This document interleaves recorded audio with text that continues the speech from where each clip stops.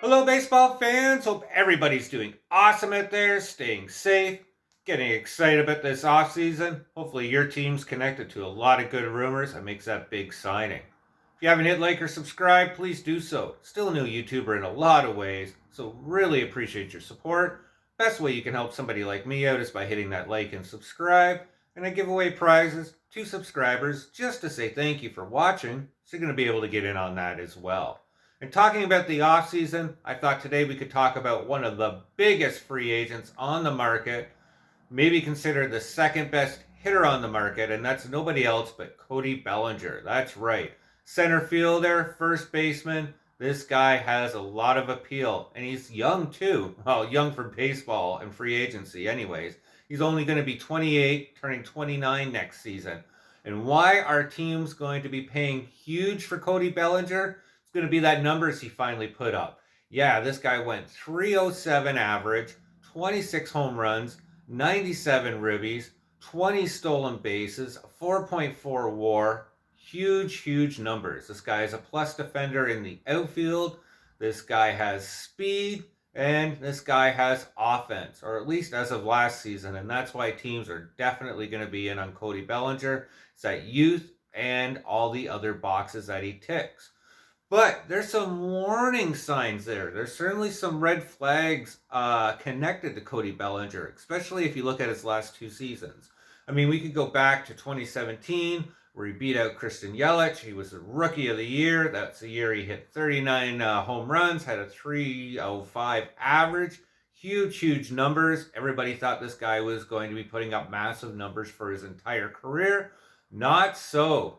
A lot of that had to do with the dislocation of his shoulder celebrating Game 7 of the NLCS, and that resulted in surgery. And everybody has been saying, including Cody Bellinger himself, that he's been playing hurt over the last two seasons. And that's why his numbers were significantly down, especially in 2021, where he had a disastrous 165 average, and really not much better in 2022 when he posted a 210 average. That's why the Cubs took out that chance on him and signed him to that $17.5 million deal, and it worked out huge for Chicago. So much so, with the numbers he put up, they've attached a qualifying offer to him.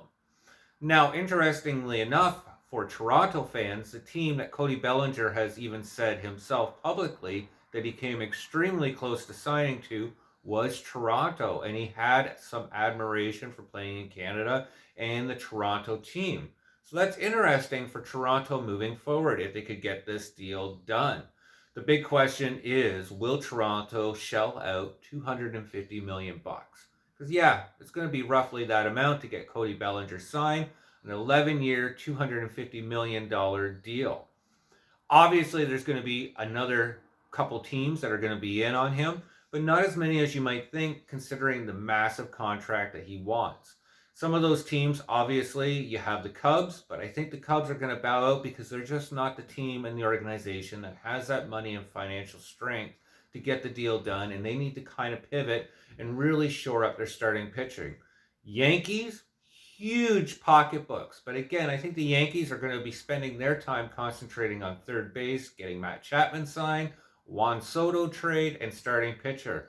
And there's always the Giants as well and the Dodgers. But I think neither team ultimately are going to get the deal done. I think both those teams have a more glaring need in starting pitching, and that's where their financial resources are going to go. So, great opportunity for Toronto. And if Toronto is going to go as big as reports have suggested, I say they want to add a huge bat. They got money to spend. And if they're not going to spend 400 to 600 million bucks on Ohtani, $250 million over 11 years for Bellinger is a perfect fit for Toronto. Gives them that speed, that pop in their lineup. Really fills the void from Kevin Kiermaier in center field. I think Toronto is actually going to get this done, especially since after next year, I think it's going to be the end of Vladimir Guerrero and Bo Bichette. That's right. In 2026, these guys are going to walk, so they will have the financial flexibility to pay Cody Bellinger. So, huge prediction, especially for my Toronto Blue Jays.